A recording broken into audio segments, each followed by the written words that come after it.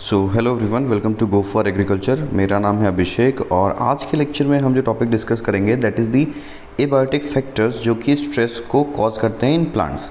सो अगर आपको याद हो तो मैंने लास्ट जो क्लास लिया था इसमें आपको पढ़ाया था कि प्लांट स्ट्रेस क्या होता है और प्लांट स्ट्रेस के मेजरली जो है दो कारण हैं। The first factor is abiotic factor जिसकी वजह से स्ट्रेस आता है प्लांट में, और सेकंड जो है that is the biotic factor.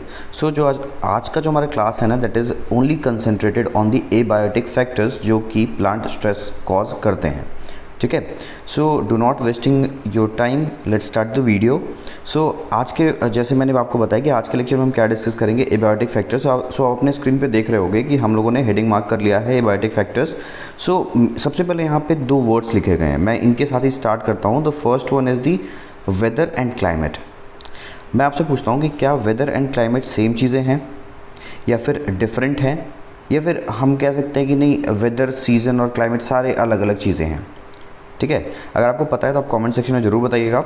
चलिए मैं आपको बताता हूँ कि वेदर और क्लाइमेट जो है ना, हम लोग वेग टर्म की तरह यूज़ कर लेते हैं कि हाँ कभी क्लाइमेट बोल दिया कभी वेदर बोल दिया, लेकिन ये जो दो टर्म्स हैं दोनों अलग अलग हैं। वेदर जनरली ना शॉर्ट टर्म क्लाइमेटिक कंडीशंस के लिए, फिर कह सकते हैं शॉर्ट टर्म इन्वायरमेंटल कंडीशंस के लिए यूज़ किया जाता है वेदर। ठीक है, जैसे अभी अगर यहाँ पे बारिश हो रही है तो हाँ यहाँ का वेदर जो है थोड़ा सा अच्छा है और कूल सा वेदर है, ऐसा कह सकते हैं। क्लाइमेट क्या होता है, एवरेज ऑफ द वेदर हम निकालते हैं। ठीक है, इस टाइम पे लेट सपोज इस साल हमने देखा कि 2022 में जनवरी से अप्रैल तक में हमें गर्मी का मतलब टेम्परेचर ज़्यादा था, मतलब वेदर जो था ह्यूमिड टाइप का था।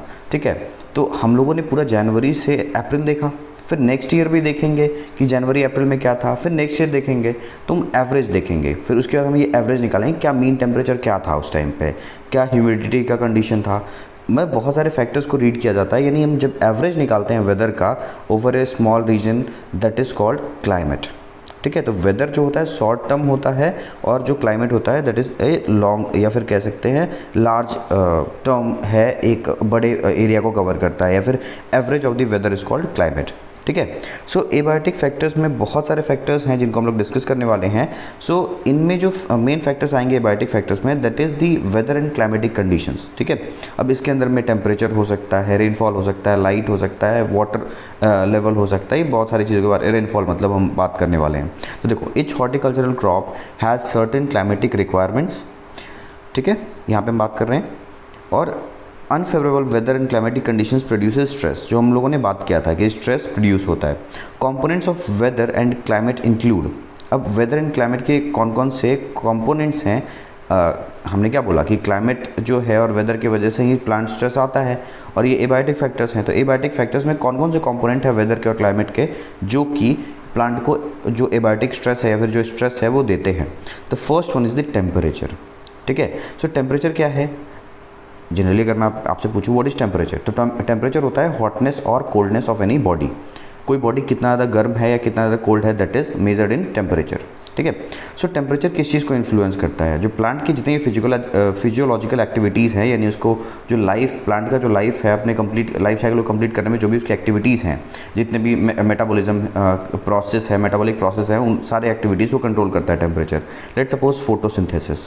फोटोसिंथेसिस एक ऐसा चीज़ है या फिर ऐसा प्रोसेस है जिससे प्लांट क्या करता है, फूड बनाता है, स्टोर्ड फूड बनाता है और in the presence of sunlight करता है। ठीक है, तो सनलाइट से मैं टेम्परेचर, और इधर अगर हम बात करें तो टेम्परेचर से फोटोसिंथेसिस का रेट जो है वो कम ज़्यादा होगा। ठीक है, चेंज करता है। Next is respiration. Respiration rate जो है अगर आप ह्यूमन में भी बात करो, ठीक है, तो अगर देखोगे टेम्परेचर ज़्यादा होता है तो हमारा रेस्पिरेशन रेट फास्ट हो जाता है। ठंडे के दिन में हमारा रेस्पिरेशन रेट क्या हो जाता है, स्लो हो जाता है। तो रेट ऑफ रेस्पिरेशन जो है वो भी टेम्परेचर पे डिपेंड करता है। एंजाइमेटिक एक्टिविटी या फिर कह सकते हैं एंजाइमिक एक्टिविटी, मतलब एंजाइम्स जो हैं हम जानते हैं एंजाइम्स क्या होते हैं, ये हो गए हमारे बायोलॉजिकल कैटलिस्ट, यानी जो लिविंग सिस्टम में जो कैटलिस्ट प्रेजेंट हैं दैट इज़ कॉल्ड एंजाइम्स। और एंजाइम्स जो है ना ऑप्टिमम टेम्परेचर पे ही काम करते हैं। अगर टेम्परेचर बहुत ज़्यादा हो गया, बहुत कम हो गया, तो वो जो एंजाइम है वो प्रॉपर्ली काम नहीं कर पाएगा। Organic matter decomposition. ठीक है, ऑर्गेनिक मैटर डिकम्पोजिशन कहने का मतलब क्या है, लेट सपोज अगर कोई प्लांट जो है वो डेथ हो गया, वो डिकम्पोज कैसे होगा, माइक्रोब्स से।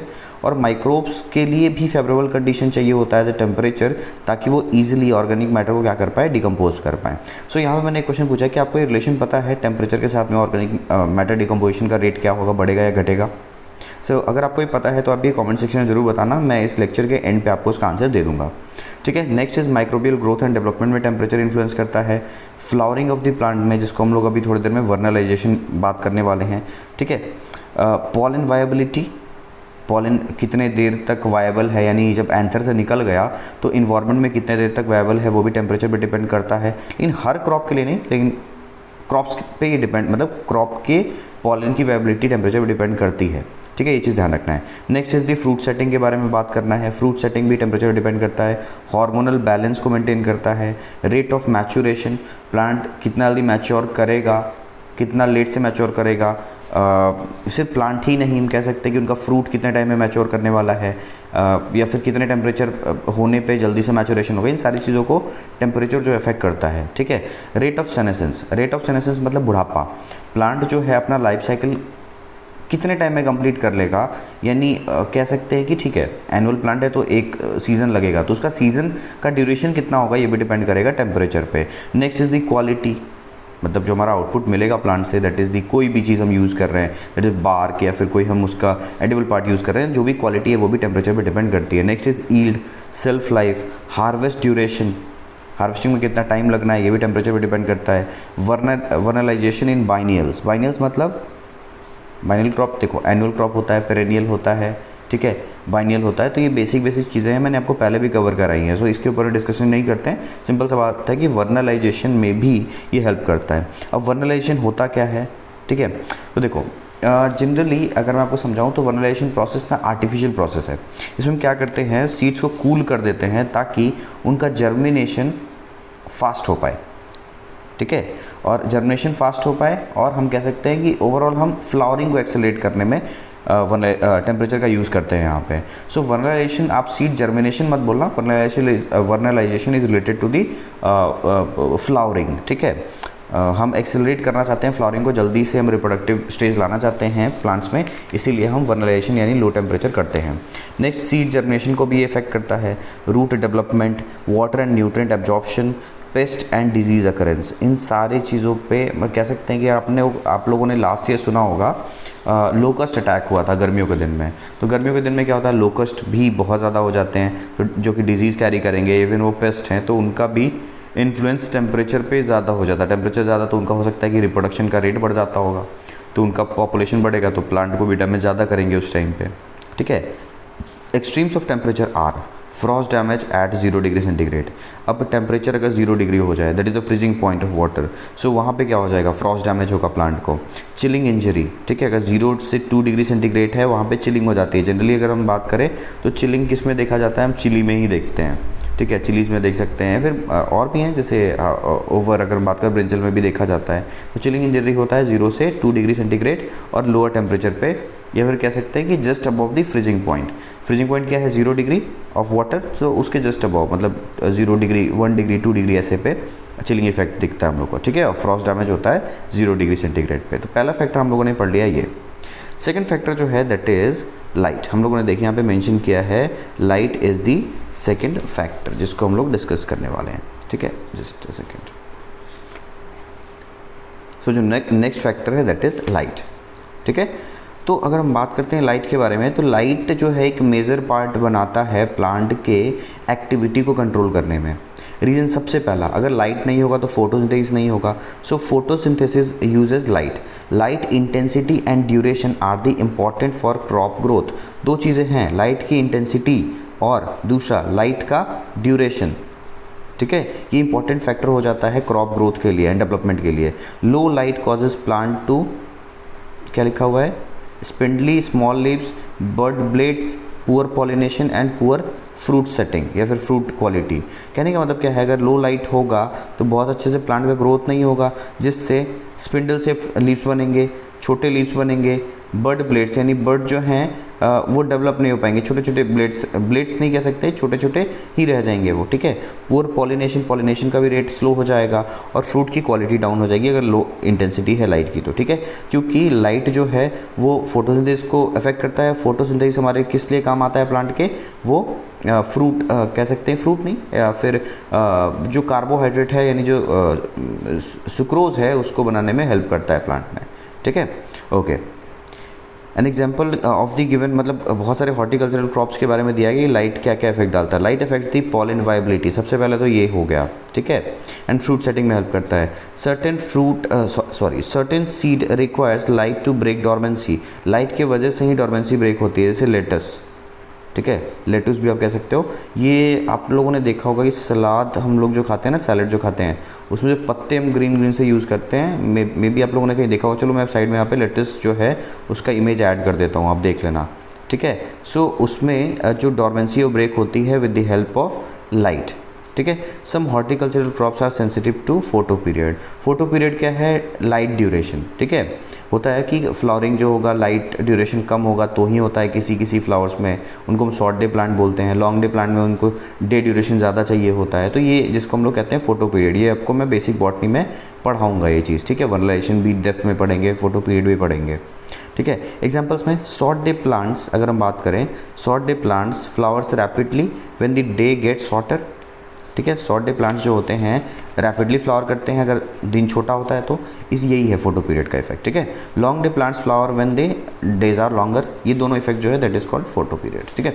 Short day hastens the tuber formation, अब ट्यूबर फॉर्मेशन किस में होता है? पोटैटो में, तो डिले कर देता है। अगर शॉर्ट डे प्लांट है तो जो ट्यूबर फॉर्मेशन है उसको डिले कर देता है। Root enlargement in sweet potatoes, root जो है वो उसका बड़ा हो जाता है स्वीट पोटैटो में, ठीक है। Long days and high temperatures की प्लांट इन स्टैमिनेट। स्टैमिनेट कहने का मतलब क्या है? देखिए दो चीज़ें होती हैं, अगर फ्लावर में आप देखोगे तो दो पार्ट होता है, ओवरी एक होता है फीमेल पार्ट, ठीक है, और एक होता है मेल पार्ट। तो स्टैमिनेट कहने का मतलब है कि अगर टेम्परेचर ज़्यादा होगा ना, लॉन्ग डे है और टेम्परेचर ज़्यादा है, तो कुकुरबिटेसी फैमिली में, यानी जैसे आप कोई भी कुकुरबिट्स ले सकते हो, उसमें जो स्टैमिन होगा उसका नंबर ज़्यादा हो जाएगा, ठीक है। ये ज़्यादा हो जाएगा, या मैं ऐसे बोलूँ कि ज़्यादा वहाँ पे मेल फ्लावर्स ही बनने लग जाएंगे अगर लॉन्ग डे प्लांट होता है, फिर हाई टेम्परेचर होता है। सो temperature controls the sex of the cucurbits, ये भी है। लाइट इंटेंसिटी अगर हम बात करते हैं and duration are important for crop growth and development.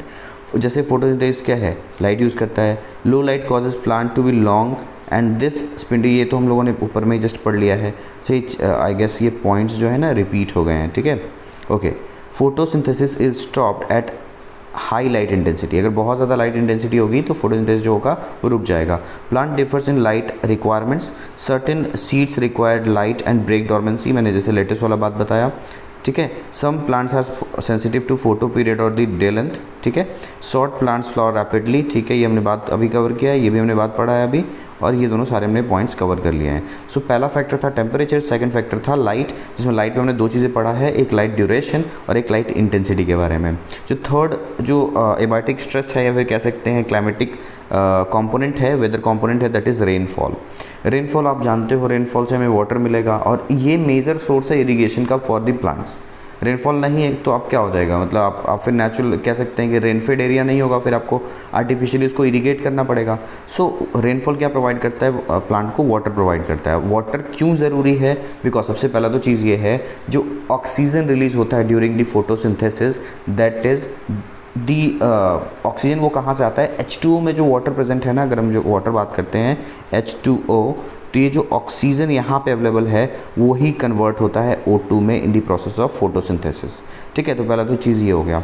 दूसरा हम थोड़ा सा नॉर्मल समझ सकते हैं। अब सोचो एक ड्राई लीफ है आपके पास में और एक नॉर्मल लीफ है, तो ड्राई लीफ क्यों ड्राई हो जाता है? क्योंकि उसमें वाटर नहीं होता है, तो वाटर नहीं होता तो सेल्स फूले नहीं होते हैं, टर्जिड नहीं होते, तो वो जो सेल्स हैं सिकुड़ जाते हैं। तो वाटर जो है वॉल प्रेशर क्रिएट करता है सेल्स के ऊपर में, और फिर सेल के वॉल पे वॉल प्रेशर क्रिएट करता है, और वॉल प्रेशर टर्गर प्रेशर की वजह से सेल को वो टर्जिड बना के रखता है, जिसके वजह से पूरे लीव्स जो हैं वो एक्सपेंडेड रहते हैं, हमेशा फैले हुए रहते हैं टुवर्ड्स द सनलाइट, और इसी की वजह से फोटोसिंथेसिस का रेट भी जो है वो अच्छा होता है। सो देखिए, water comprises more than 80% of the living plants producing structural integrity, ठीक है। स्ट्रक्चरल इंटीग्रिटी क्यों बात कर रहा है? सेल के स्ट्रक्चर को मेंटेन करता है water. Rainfall natural source of water होता है, ठीक है। Water is the major determinant for crop productivity. अगर रेनफॉल का आप देखते हो ना, हर साल इंडिया में होता है कि यहाँ पे सूखा पड़ गया, इस बार बहुत अच्छी खेती नहीं हो पाई। जैसे अभी आप देखो वीट है, राइस है, राइस में तो हम जानते हैं वाटर बहुत ज़्यादा चाहिए। अगर मान लो कि किसी साल बारिश अच्छी नहीं होगी तो राइस का प्रोडक्शन क्या हो जाएगा, डाउन हो ही जाएगा। तो क्रॉप प्रोडक्टिविटी एंड क्वालिटी को भी डिफ्रेंशिएट कर देता है या फिर अलग अलग कर देता है रेनफॉल, या फिर वो डिटरमाइन करता है कि क्रॉप प्रोडक्टिविटी एंड क्वालिटी क्या होगी। Required in large quantities for plant growth than any other growth factor, कोई भी ग्रोथ फैक्टर से ज़्यादा रिक्वायरमेंट है रेनफॉल का, ठीक है। सॉल्वेंट फॉर न्यूट्रेंट, अच्छा वाटर क्या है, बेसिक सॉल्वेंट है न्यूट्रिएंट्स के लिए, जो भी प्लांट न्यूट्रिएंट्स अब्जॉर्ब करता है root in the form of क्या करता है, या फिर कह सकते हैं in the form of dissolve solutes, और डिजॉल्व सॉल्यूट्स किस में, वाटर में, जो कि जाइलम एब्जॉर्ब करता है from roots.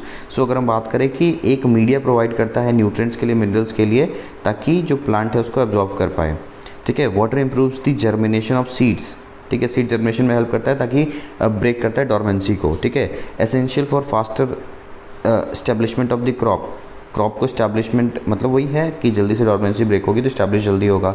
Essential to facilitate application and distribution of fertiliser and pesticide, अब देखते हो ना बहुत सारे फर्टिलाइजर्स एंड पेस्टिसाइड को भी हम वाटर में मिला के ही स्प्रे करते हैं, प्लांट के ऊपर में डालते हैं, ठीक है।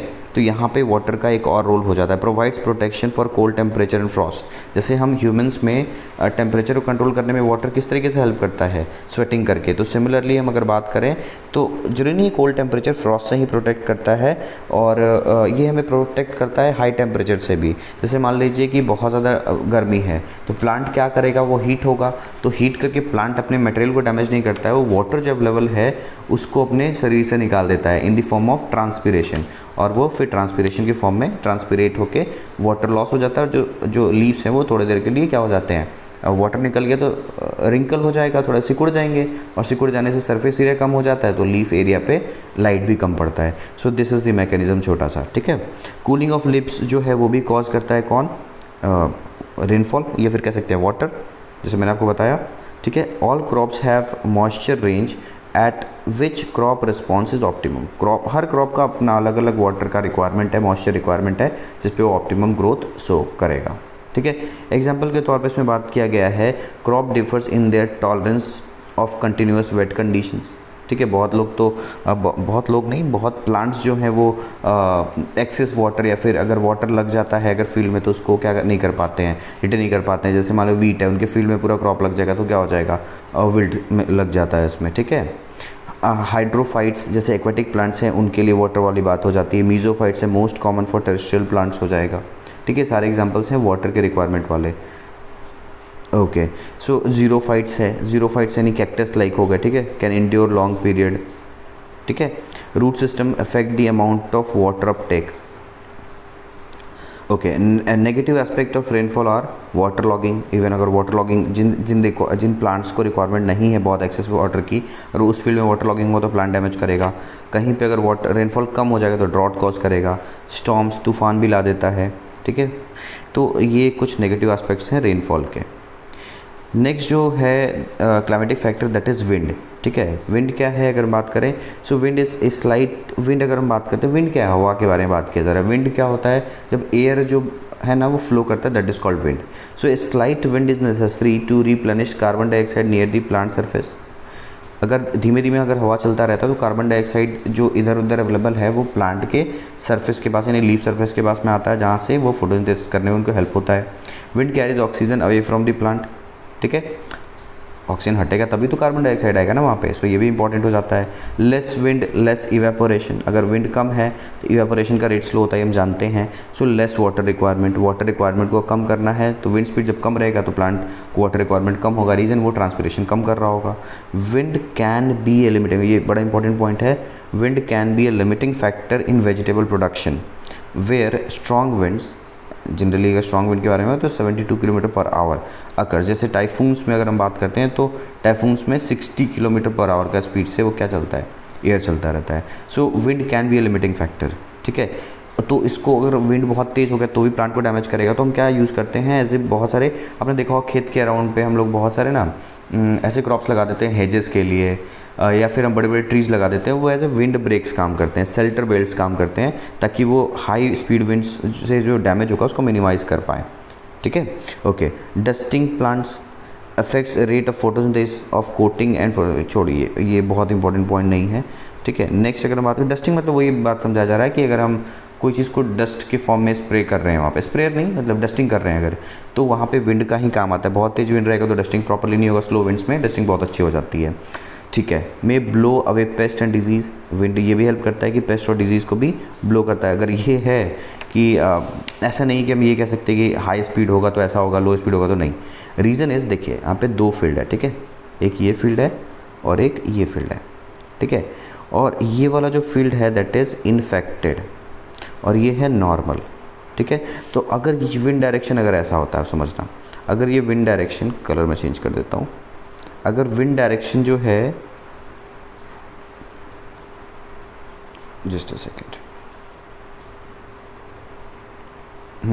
अगर विंड डायरेक्शन ऐसा है तो क्या करेगा, इन्फेक्टेड प्लांट की तरफ से पेस्ट किधर की तरफ मूव कर जाएगा, नॉर्मल प्लांट में, तो उसको डैमेज कॉज करेगा, ठीक है। तो कह सकते हैं कि अगर विंड का डायरेक्शन ऐसा है जिधर नॉर्मल प्लांट्स हैं, ठीक है, मतलब जो हेल्दी प्लांट्स हैं उनकी तरफ विंड डायरेक्शन है, तो वहाँ प्लांट डैमेज ज़्यादा होता है। और अगर ये बोले कि टूवर्ड्स इन्फेक्टेड प्लांट है विंड का स्पीड या फिर विंड डायरेक्शन, सो डैमेज कम होता है। आई होप ये छोटा सा पार्ट है आपको समझ में आया होगा। पॉलिनेशन में भी हेल्प करता है विंड, आप जानते ही होंगे कि हम लोग जानते हैं कि पॉलिनेशन जो है बायोटिक फैक्टर्स, ये बायोटिक फैक्टर्स दोनों से होता है, मतलब कुछ इंसेक्ट्स भी हेल्प करते हैं पॉलिनेशन में, जैसे हनी भी हो गया, लेकिन विंड से, वाटर से भी हम लोगों ने पढ़ा हुआ है, एनिमोफिली हमने पढ़ा है, हाइड्रोफिली पढ़ा है ना, ये सारी चीज़ें। तो विंड भी एक फैक्टर है फॉर दी पॉलिनेशन, ठीक है। नेक्स्ट अगर हम बात करते हैं दैट इज़ दी सॉइल, ठीक है, और ये लास्ट फैक्टर है।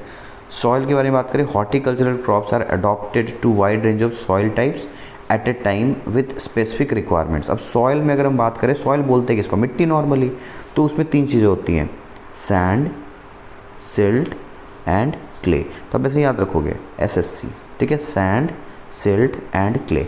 सैंड जो होता है सबसे बड़ा पार्टिकल होता है, ठीक है। दूसरा होता है अगर हम बात करें क्ले, सॉरी ये क्या कर दिया मैंने, सैंड हो गया सबसे बड़ा पार्टिकल, फिर उससे छोटा होता है सिल्ट, देन होता है क्ले। मतलब ऑर्डर अगर हम बात करें साइज़ का तो कुछ ऐसा होगा, जस्ट अ सेकेंड, ठीक है, this is the order of size, sand, silt and clay.